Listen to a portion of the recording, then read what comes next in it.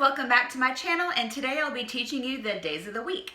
So I'm going to start with Monday through Friday and then finish with Saturday and Sunday. So all we're going to do is basically use the first letter of each day of the week, except for Sunday. So I'll show you that one later. All right, Monday, start with an M. Monday. Tuesday, make a T. Tuesday. Wednesday, make a W.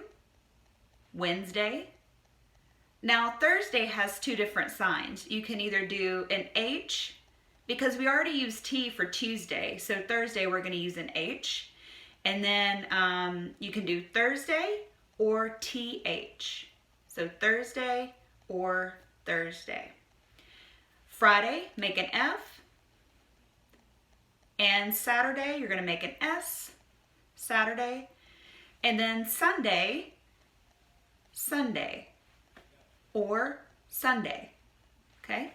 So Sunday has two different signs as well, like Thursday. So Sunday or Sunday. All right, so those are the days of the week, and let me know in the comments below what your favorite day of the week is. I know mine's maybe about Saturday. I like that day.